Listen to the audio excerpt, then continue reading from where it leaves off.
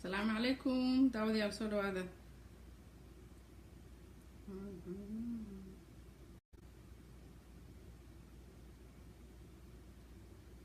السلام عليكم. say hi dadkiina soo galay.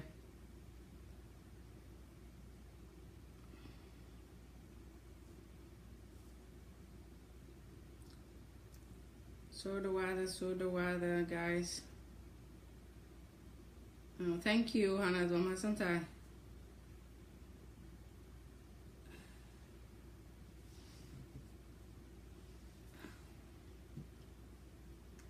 Okay, xayaraan dadka sugaa a little bit, like 2 minutes maybe, dhowr daqiiqo hadii la haydmo bacdi hadalkan bilaabaa.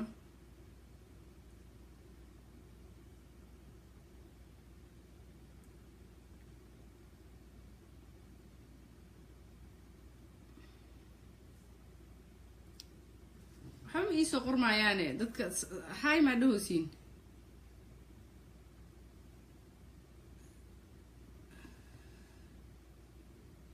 okay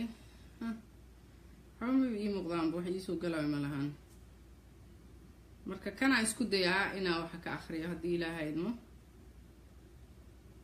inta waxba uguma jeedo. soo dhawaada assalaamu calaykum intiina hadda soo gashay. waa ka xumahay maalmahan cabaara idinka maqnaa. anaa xoogaa yaro mashquulay oo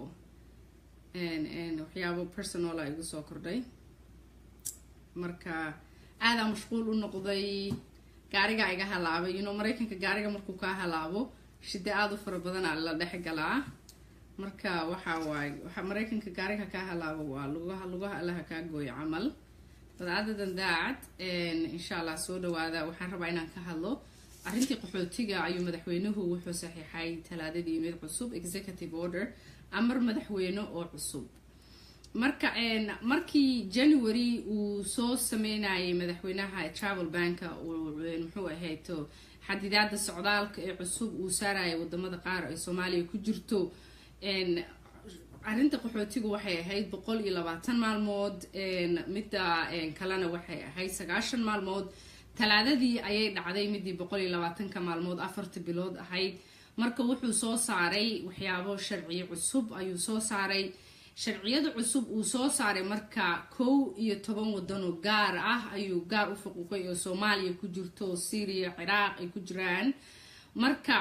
markii qaxootiga Mareykanka uu keeni jiray la eego sideedaba 44% waxay ka imaan jireen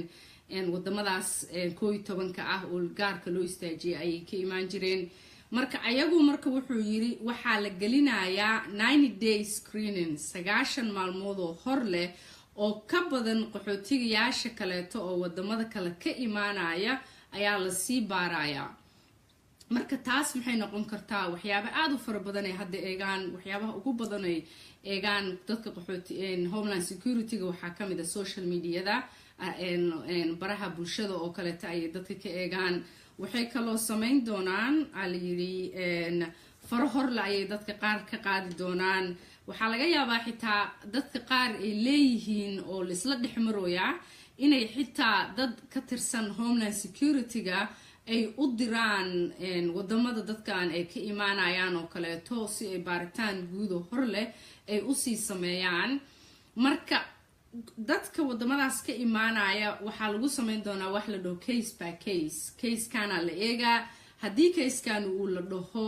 muxuu ahayd waxyaabahan uu soo hoosgalay uu fiican yahay saan ayuu noqday, case-kaas waxay u badnaanaysaa in la keeno. haddii wuxuu rababa ha lagu qabsado, lagumana sheegayo sababta. midda kaleeto homeland security-ga markay dhahaan waxbaan baaraynaa, cid og ma lahan waqtigay rabaan ay qaataan, cid ka daba hadli karta inta badani ma jirto. intee in la egay qaadan karaan, wax waqti xadidana ma lahan. waxay isticmaalaan hadal la dhaho national security. wax kasta oo dawladdu muxuu ahayd ay rabto inaysan qeexin ama aysan sii kala bixinin oo kaleeto waxay sameeyaan waxay dhahaan national security waaye nabadgelyada wadanka ayaa ku xiran maadaama nabadgelyada wadankana ay ku xiran tahay wax intaan rabnaan qaadanaynaa haddayba mar hadalkaas ka dhawaajiyaan hay-adaha badankooda oo dawladda intooda kale kama daba hadlaan waxba saas lama sii weydiiyo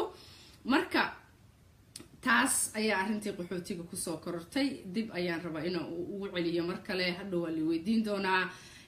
madaxweynuhu talaadadii ayuu wuxuu saxiixay amar madaxweyne hor leh maadaama kii hore 120 maalmooda uu dhacay kan oo xadidaad gaar ah ama baaritaan gaar ah kusoo rogayo 11 wadan oo Soomaaliya ku jirto 11kaas wadan oo ka dhigan 44% qaxootiga la keeni jiray marka sida dadka indheeya arrimaha qaxootiga ama u dooda xuquuqda aadanaha oo kale ay sheegayaan waxa waaye wuu ka leexanayaa focuskii ama diiradii saarneyd wadamadan oo ugu badnaa qaxootiyadii la keeni jiray wuxuu u janjeersanayaa dhanka kale oo waxaa laga yaabaa inay dhahaan kaysaska iska leexiyaan oo kale oo ayadii oo kala takoorid tii horeeto macnaysan oo kale waaye laakiin lama dhahayo waxaana saana loo takooray saana loo celiyay oo kale lama dhahayo laakiin takoorid waxay noqonaysaa yaro macnaysan dadkii sidiiba horta June wixii ka dambeeyay cases dambo la abruufay ma jiraan waana la keenayay dadkii muxuu ahayd hore loo abruufay ama hore loogu ogolaaday su'aal aad ugu soo noqotay jiro oo goormay Homeland Security hay-adda la dhaho Homeland Security oo ilaalada wadanka qaabilsan intee in la eegay qaadataa su'aashaas cid ka jawaabi kartaa ma jirto ayaga waxa didaada inta badan ma ay lahan waxyaabo badan ma celiyaan marka gabaraha daay waxay soo weydiisay wiilala baaritaan ku socdaay oo kaleeto aan dhalay oo gees loo taagay cases-kan wuxuu ahayd waxyaabaha hadda la soo saaray cases-kan halka loo eegayo waxyaabaha ugu badan oo lagu sameyn doonaaba waxa kamid in muxuu ahayd dhalinyarada waliba ragga gaar loo eego hadii reerkana la kala jabiyo kale kaba soo qaad reer Cabdi oo kale ama reer Cali oo kale ama reer Faarax 10 ay ka kooban yihiin 10 wiil ayaa ku jirto dad waaweyn oo marka ayaga waxa laga yaabaa in case-kooda ama gabdhaha ku jira ayagana dhalinyarada waaweyn oo dhaafay 18 ka laga yaabaa inay ku jiraan ayaga case-kooda geesa loo saaraa gaara loo baaraa hooyada iyo ilmaheeda iyo aabaha geesa ayagana looga saaraya marka hadii la kala bixiyo dadkaas baaritaan gaar ah lagu soo sameeyna mar alla markay dhahaan waan soo dhameynay haday ogolaadaan markaas ka bacdi ayaa dib u dejinta la siinayaa dadkaas taas halkaas ayaan muxuu ahayd ku ekeena marka halkaan su'aalo ka fiirina hadii qaxootiga arinteedii wax laga qabo meeshaan ugu ma jeedabo habeen u agti gareeyaa bahalka arinta qaxootiga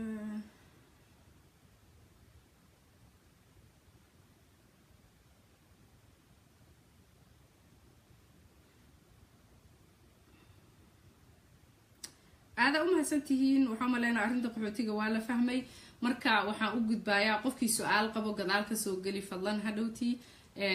sababtoo feedka ama qoraalka live-ka tiradii ka bataa boqolaal ama kumanaan ayuu gaaraa hadhow inaan ku noqdona aad ay u dhib badan tahay oo aad inaan gadaal u noqdo waaye ana gadaal uma noqon karo mararka qaar waqti badan waaye marka arinta travel bank aan u gudbaa travel banki waa tii September soo baxay markii uu dhaqan gali lahaa oo ahayd October 17 keedii waatay maxkamad Hawaii ku taala ay qayrisay oo muxuu ahayd joojisay si guud ahaaneedba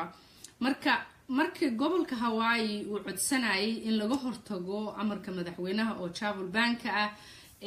waxay codsadeen 6 wadan oo hore ama wadamadii muslimka ay u badnaayeen takoorida ama waxa lagu soo rogay in la celiyo taas ayayna maxkamaddu celisay madaxweynaha inuu biyeeyo damcay muxuu ahayd sharciga uu soo saaray maxkamadana way soo biyeeysay waxa waaye Soomaaliga marmaro iga dhumaa waxa la dhaho xukunka cusub ay soo saartay ma saameynayo gobol wadankan la dhaho North Korea iyo Venezuela marka asaga North Korea iyo Venezuela gadaal uga soo daray markii ugu horeysay wixii travel bank lagu qabsaday waxa ugu weynaa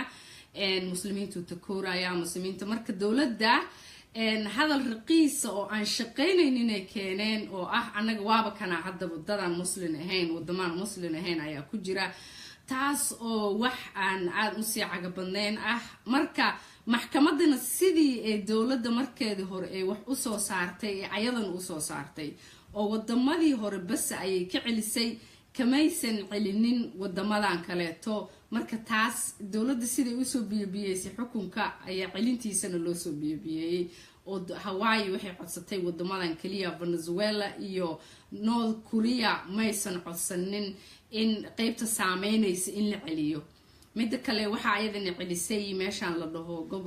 Maryland maxkamad ku taala ayadana celisay oo ayadana si guud u celisay qaar maxkamadaha celinta ay celiyeen qaarkood waa temporary waa ku meel gaar ilaa inta dhageysi la sameeyo go'aan laga gaaro marka isla talaadadii ayaa waxay dawladdu sameysay Department of Justice wasaaradda cadaaladda inay sameyso appeal racfaan ay qaateen racfaanka ay qaateen waxay u diri doonaan maxkamadda 9th Circuit la dhaho oo ku taala San Francisco maxkamadda San Francisco ku taala ayaantii ugu horeysay markii uu madaxweynaha dawladdu ay qaadanaysay racfaanka oo labadii oo dharo holeba ay ka qaateen racfaanka labadaasba waxa way celiyeen qoladan muxuu ahayd maxkamadda San Francisco ku taala 9th Circuit-ka tanna hadda ayaday ka buuxiyeen say noqon doonto lama oga waxay dhihi doonaan midda kale waxay ka codsadeen midda ayadana ku taala Virginia inay ayadana celiso go'aanka ka soo baxay Maryland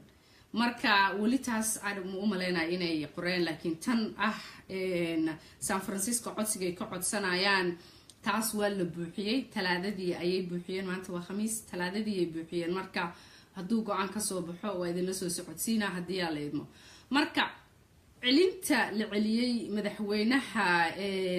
go'aankiisa ama executive order-ka uu bixiyay ama amarka uu bixiyay wuxuu ka fiican yahay kala reebidii ay kala reebaysay maxkamadda sare Supreme Court-ka June waxay tiri dadka isdhalay ama dadka haysta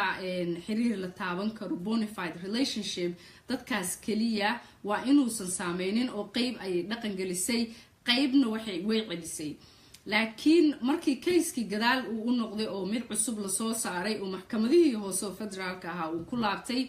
tan ayay dadka dan ugu jirtaa sababtoo kani ma kala saarin taas oo macnaheedu uu yahay kii Supreme Court-ku lotteriga haddii uusan case qofku meelo fara badan uu samarin oo kale wuu saameynayay laakiin kan cusub oo saddexaad oo soo baxay ee maxkamadda hoose ay celisay dadka lotteriga ma saameynayo oo dadka lotteriga caadi ayay haday waxooda helaan ay ugu imaan karaan sababtoo haday wadankaas ka imaadeen lama celin karo oo si guud dalad kore ayaa la saaray maadaama dalada kore la saarayna tan ayay dadka dan ugu jirtaa waxyaabihii markii Supreme Court-ka uu case ka tagay maxkamadda sare oo gadaal loo celiyay leesla dhexmaray ayaa waxay ahayd maxkamaddu ma rabto inay go'aan ka gaarto sababtoo maxkamadda sare wax markay go'aanka ka gaartay waa final oo waa kama dambeyn waxyaabaha dadka ka dacwoonayo xukunka madaxweynaha uu soo saaray ee ku dacwoonayeen ayaa waxay ahayd madaxweynuhu awood mu u leeyahay amar noocaan inuu soo rogo maxkamadda marka taas ma rabaan inay go'aan ka gaaraan sida la sheegay sababtoo taas adiga hadaa ka fikirtay taas haday go'aan ka gaaraan madaxweynaha awoodiisa ayay soo faragelaysaa marka in caseska inta gadaal loo celiyo maxkamadaha hoose oo federaalka ayagana ay go'aan ka gaaraan oo hore iyo gadaal la isu jiijiido ayaa ka fiican sababtoo maxkamaddu laba dhagax ayay dhexgalaysaa madaxweynihiina ma rabto inay awoodda ka xayuubiso sababtoo arrintaani waa arrin ku meel gaar oo siyaasad ku dhisan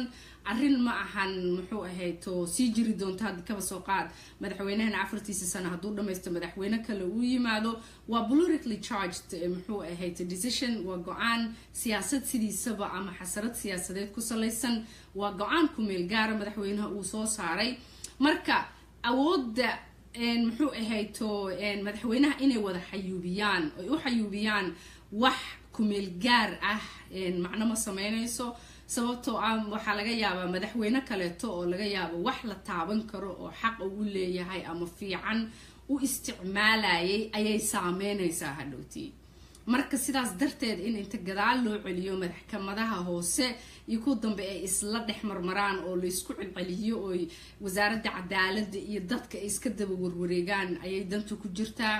sababtoo ah madaxweyne hadhow hadduu yimaado madaxweyne kale hadduu imaado wuu tirtiri karaa wixii oo dhan waa arrin siyaasadeed ma ahan arrin muxuu ahayto oo permanent ah ama joogto ah waa wax oo kumeel gaar ah marka wax kumeel gaar ah lama rabo in laga gaaro go-aan kama dambays ah hadalka halkaas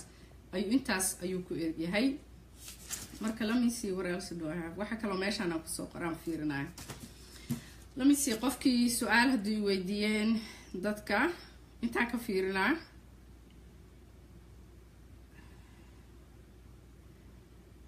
one second yeah guys gonna try to read intaan muxuu ahayd rabaa inaan ka akhriyo haddii alla idmo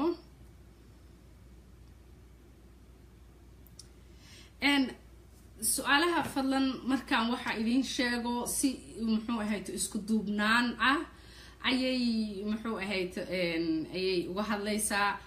haddii travel bankii la celiyey oo asagii oo dhan gadaal loo ceshay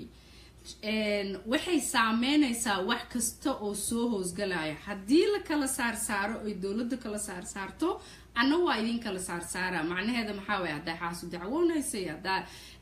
muxuu ahayd xaajigaaga u dacwoonaysa ilmaha waxaa rabtaba u dacwood maadaama travel bankii la wada celiyey saameyn kasta oo uu yeelan lahaana waa lala ceshay macnaheeda waxay ka dhigan tahay sidii ay wax ahaan jireen December 2016 ayay haddana wax yihiin oo wax isbedelay camal malahan waaye oon ka ahayn xasarada hore iyo gadaal u sii socota haddii kayska intii muxuu ahayto maxkamadan racfaanka laga qaatay ama ay qayb dhaqan geliso ama ay wada diido ilaasho sidii hore ay gacanta ku dhufato kabacdi Supreme Court uu tago haddana Supreme Court ay damacday inay biyeyso markaas kabacdi inay saas u saameyso dadka waa laga yaabaa laakiin haddadan caawadan la joogo asagoo dhan maadaama gadaal loo celiyeyna muxuu ahayto cid uu saameynayo ma jirto saas darteed waay marka xaas ma u dacwoodaa iyo ayeeyo ma u dacwooda ayeeyo horta I don't think loo dacwooda laakiin nin ma u dacwoodaa iyo ilmo ma u dacwoodaa waxa dhan daladay soo hoosgalayaan lootarigana caadaa la ii weydiiyaa lootariga executive orderka ama amarka saddexaad oo madaxweynaha ayay dan ugu jirtaa sababtoo ah asaga ayaa muxuu ahayd si guud ahaaneed loo joojiyay taas ayaan halkaas ayaan ku ekeenaa war badan ay dhaafo war aad u tiro badan newska waxaa maalin walba subax walba markaan soo kaco waraaqan qorqori jiray waxbaan la socon jiray ayaantan waxaan fiiriyeyba ma laha marka hadda waxaa ugu dambeysay newska kaleeto oo wadanka gudihiisa ka dhacooya waayaa kan dibadda wadanka ma ahan Mareykanka gudihiisa intaan sababtoo aad deganahay xisbiga jamhuuriga ayaa waxay gudbiyeen budget maanta ayay gudbiyeen oo waliba sidiiqa ay ku gudbiyeen oo codkiisu wuxuu ahaa 216 ilaa 212 216 way codeysay 212 way ka codeysay budgetkaas oo ah 4 trillion for 2018 ka dawladda inay isticmaasho $4 trillion inay isticmaasho kaas oo muxuu ahayd keenaya ayadana 1.3 trillion inay muxuu ahayd ka jaraan waxaan ahayn Medicare iyo Medicaid labay kala yihiin yaa Medicaid waa midka loogu talgalay dadka faqiirka ama dadka muxuu ahayd saboolka oo taagta daran in lagu soo kaabo Medicare-na waa midka dadka muxuu retire-ka ama shaqooyinka ka fariistay oo soo shaqeyn jiray la siiyo oo federaalka ay bixiso social security-ga meeshiisa laga bixiyaa kuna meelaha caybta iyo local agencies-ka bixiyo kaas ayaa waxaa laga jarayaa 1.3 trillion waxaan ka ahayn waxaa kaloo la jarayaa in Medicare-ka laftarkiisa waxaa laga jarayaa 473 bilyan ayaa ay rabaan inay ka jaraan 2008ka waxay kaloo jarayaan arrimaha lagu gargaaro dadka masaakiinta ah sida muxuu ahayto cayrto kaleeto ama guryaha ama waxyaabahaas oo dhanna waxaa laga jari doonaa 653 bilyan ayay soo jeediyeen in laga jaro ayagana waxaa kaloo ku hoos lifaaqan oo dowladda ay waliba waxaan oo dhan ay u degi hamleynayso ay u socoto waxay yihiin inay waxay rabaan soo saaraan wax la dhaho tax reform ama wax muxuu ahay canshuur dhammaystiran oo muxuu ahay saameynaysa wadanka oo dhan in canshuurta la bedelo canshuurta daladaha ay kala hoosgalaysa la bedelo canshuurtii ugu dambeysay oo weyn oo noocan oo wadanka laga soo saaro waxay soo baxday 8meeyadii ayay soo baxday qof ka dambeeyay oo soo saarayna ma jiro canshuurta iyo caafimaadku waa waxyaabaha ugu dhibka badan oo dawlad ay gudbin karto dawladaha intooda badanna way ku dhacaan sababtoo ah Obama markuu 2010kii gudbinayay caafimaadka dawlada aad u fara badan oo asaga dawladiisa ka horeeyay ayaa aad isugu dayay midna kumuusan guuleysanin laakiinse muxuu asaga ku guuleystay Donald Trump dawladiisa timid inay gadaal u celisay damacday oo muxuu ahayto asaga dhan ay ka takhalusto taasna way yeeli weyday laakiin lacagtii ay bixin jireen subsidigiisa idin sheegayba way jirayaan waxyaabo aad u fara badan oo saameeyna ayay ku sameynayaan laakiinse si 100% ah gogasho u meelaabin Obamacare-ka ama daryeelka caafimaadka oo dawladda Obama soo saartay marka waxa taas ku xiga oo dawladdan rabto in lagu xasuusto ay soo saarto ayaa wuxuu yahay canshuurta inay wax ka bedelaan oo wax tax reform la dhaho ay soo saaraan canshuurtuna waa wax aad u dhib badan sida caafimaadka oo kale waa wax aad la isugu qabsado sababtoo ah canshuurta haddii dadkan taajirka ah la sameeyo in laga dhigo hoos oo ayaga canshuurtii ama kambaniyada waaweyn oo corporate-ka ah canshuurtii laga qaadi jiray hoos loo dhigo arrin dadkii masaakiinta ahaa canshuurtoodii ama waxyaabihii loo qaban jiray toodii ama kor u kacaysa ama waxyaabihii la qaban jiray oo dawladdu lacagtaas ay ku qaban jirtay ayaa muxuu ahay meesha ka baxaya dawlad kasta oo soo jeediso inay canshuurta wax ka bedeshana hal shay ayuu muhiimadda saari jirtay kaasoo ah neutral inay ahaato neutral waxa waaye lacagta la qaadayo oo muxuu ahayto canshuurta oo dadka laga qaadayo inay meesheeda joogto oo in jarjaridda ama kan maxaa laga gooyaa kan lagu buuxiyo laakiin dawladda Donald Trump inay taas oo dhan wax weyn inay ka bedelaan ay rabaan tax brackets-ka ama xirooyinka la kala geliyo dadka kaba soo qaad dadka 10,000 sameeya ama 50,000 wixii ka hoos sameeya canshuur gaar ay leeyihiin kuwii ka koreeya and so on dadka ay businessyada canshuur gaar ay leeyihiin kambaniyada waaweyn oo corporationska canshuur gaar ay leeyihiin marka waxyaabo meelo kala duwan ay gali jireen ayaga saas umay soo saarin canshuurta ay soo jeedisay dawladana waxa waaye waxay ay u shaqeynaysaa dadka taajirka ah oo ganacsadayaasha ama dadka lacagta fara badan haysta taasaana la isku haystay marka laakiin budgetka maanta la gudbiyay oo sida diiqdiiqda lagu gudbiyay oon awoodda badan lahayn wuxuu dawladdu u ogolaanayaa inay taxiga ama canshuurta sharcigeeda soo jeediyaan kaas oo waliba ay rabaan si degdega sanadka maxaa ka dhiman sidiisaba waxaa ka dhiman laba bilood iyo 10 iyo maanta maxaa way 26 miya laba bilood iyo wax yar ka dhiman sanadka waxay rabaan November 1 inay soo bandhigaan canshuurta sharcigeedii ay rabaan inay ku bedelaan ka bacdi by November 6 inay wax isku dubaridaan by November dhamaadkeedana in lagu kala baxo oo labada guriba ka gudbo labada aqalba ayay rabaan marka taas ayaa ku hoos jirta ayadana waxa kale else su'aalahan ka jawaaba marka hadii alla idmo qofkii su'aal qabo fadlan haday su'aalaha isku mid yihiin oo aysan wax saas aysan kala duwaneyn waxaan sameynayaa muxuu ahayto waa ka gudbayaa laakiin haday su'aal ay la tahay inaan aan ka jawaabin waa ka jawaabaya midda kaleeto ani waxa aan sheego waa very public waa wax public oo qofkii rabo uu heli karo marka waa wuxuu inay run ahaadaan waa inay muxuu ahayd wax hadii gadaal loogu noqdo qofka khalad uu sameyn karaa aadanaan ahay waa hadeertaan basaa la socotaan 2 wiigi meena arkin sababtoo mashquul ahayd ana teedu u mashquulsanaa oo waxyaabo kala badan ugu furnaayeen laakiinse dadka qaar waxa ay weydiinaysiin sharciga sida loo jebiyo horta lawyer me yani one thing let's get the one thing is straight lawyer me yani saxaafadii warkii waxaasan ka helaa waxaasan soo sheegaa midda kale tana come on gotta use your brain aqligiina isticmaala wax oo muxuu ahayd sharciga jabinay ama saana ay la tahay ama saana ay la tahay kama jawaabi karo soo fadlan ha ii soo dirina waxa soo kaleeto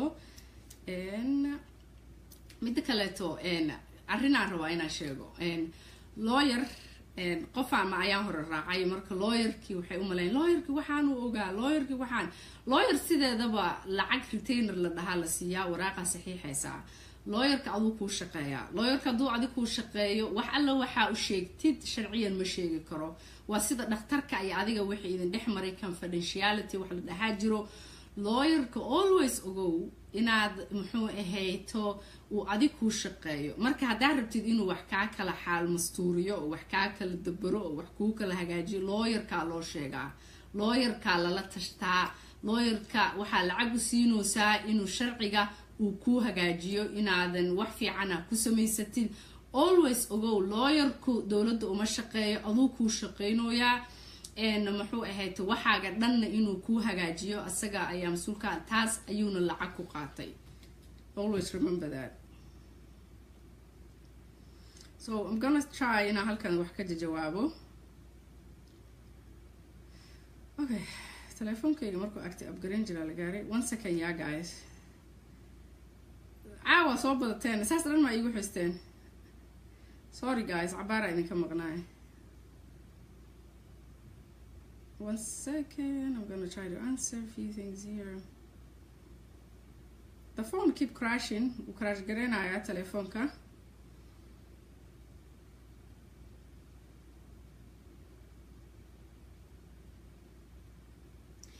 and abdi si magacyada qaarkood ma akhrin karo maxkamadda sidii ma xasuusatiin oo caseska markii muxuu ahayd koolo soo saaray markii horiya gadaal isaga daba noqonayeen waqtigay qaateen hadii maxkamadda sare uu casesku ay aadaan oo racfaantii ay qaadatay dawladda laga diiday sidii kii horeeto uu hadana uu aado maxkamadda dhankan uu aado hadana maxkamadda ay fasaxaado wuxuu marayaa wadada kii hore uu maray soo waqtigi kii hore uu qaatay ama ka badan uu qaadanayaa waqti ka yar inuusan qaadanin ayay u badan tahay marka sidii oo kale ta ayuu noqonayaa meel ka duwan ma aadayo case-ka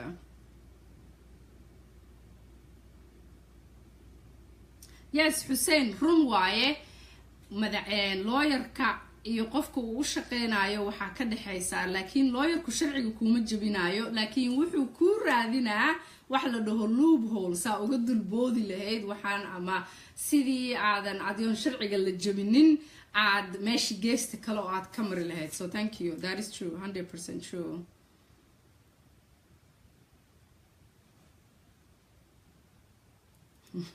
iPhone 8 ina soo qaad yes that is true telefonkayga waa marna wuu shaqeeyaa marna ma shaqeeyo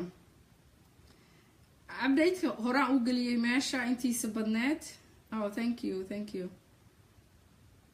wixii su'aala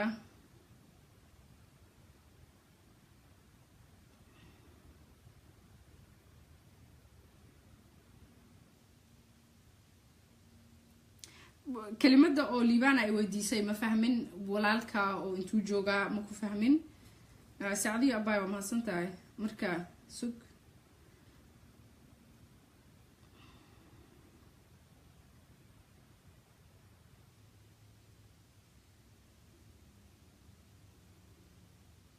aqoonteeda maxaa ka rabtaa ilaa 0 waay weligeeba iskuul ma tegin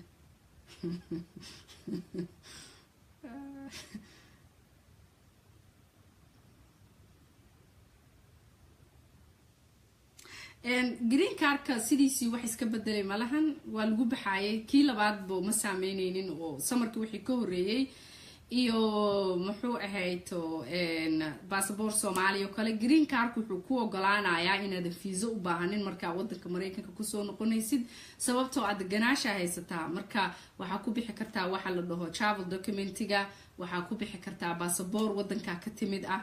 yes green card waa lagu bixi karaa caadi waaye Soomaalida saan sheegay gadaal muxuu ahayto wadamada uu waa la fasaxay qaxootiga laakiin lama wada fasaxin Soomaalida wadadka ay saameynaysa ku jirtaa travel banki waa la joojiyay oo cid uu saameynayo ma jirto Hillary Clinton iyo teamkeeda waxa la dhahay wax ayaan hore waraaqad Donald Trump quseeyo oo soo baxo Dazier la dhaha ayaa jiro marka waxa la yiri qolay la shaqeynayayna waxay ku bixiyeen lacag in waraaqaha saxaafada ama muxuu wargeysyada lala wadaago oo muna thank you bio marka taas ayaa lagu heystaa siyaasadda qaybteeda kale next week idin soo sheega hadii aad leedo tanaan asylum abaayo maxaad ka warhaysaas asylum sidiisa maxkamadaha bixiya maxkamaduhu waa ka madax banaan yihiin xafiiska madaxweynaha waligood siday ahaayeen ahaan doonaan haday wax diidi jireen way diidayaan haday bixin jireen way bixinayaan asylumku sidiisa uu ka madax banaan yahay madaxweynaha wuxuu hoos tagaa maxkamadaha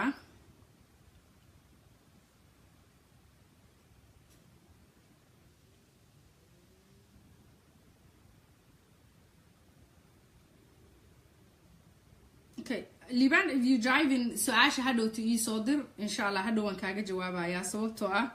alarm misspelling waxyaabo badan oo hingaadooda khaldan tahay meesha ku jiro anigana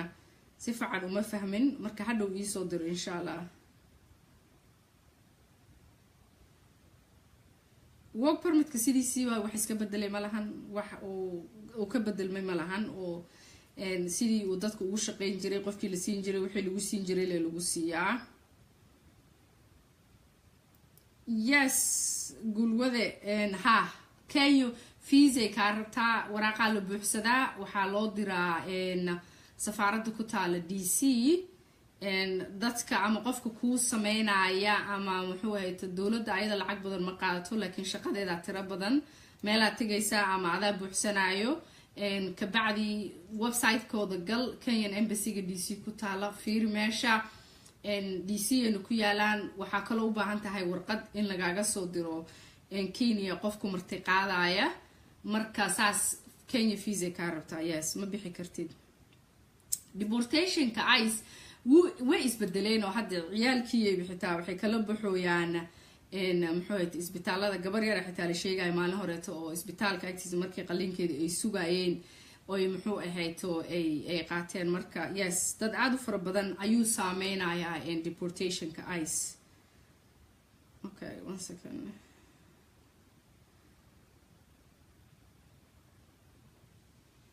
xaaladda North Korea ma fiirinin maanta arinaha waqti war waqti uma helin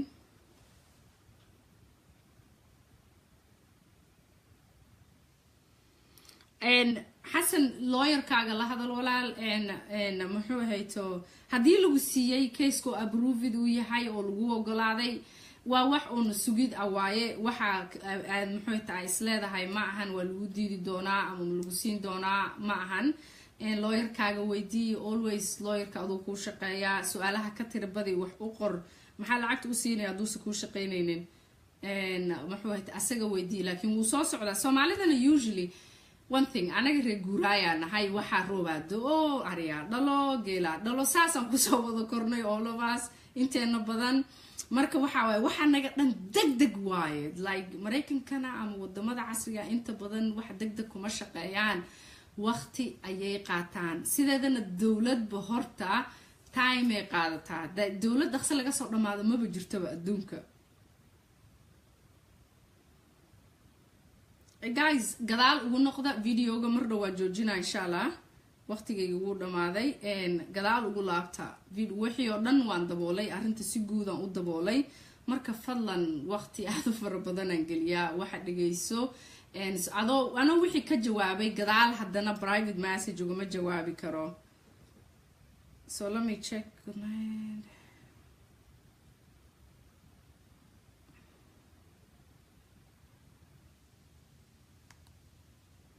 So waqtigu dhamaaday wax dambo su'aal qof dambo su'aal weydiinayo ma jiro qofkii su'aal oo si toos ah rabo inuu wax ii weydiiyo message ha ii soo diro hadaanan aysan ahayn arrinaan ka jawaabay ama su'aalan ka jawaabayna muxuu ahayd waa ka jawaabi doonaa laakiin haddii oo wax waqti dhumis ay yihiin kama jawaabi doono haddii alla idmo khayr idin rajeynaa waa inoo toddobaad dambe haddii alla idmo waxaan isku dayayaa saa iga barateen inaan muxuu ahayd waqtiyadii aan idinkugu imaado oo wax idinkugu soo gudbiyo haddii alla idmo idul qaata habeen wanaagsan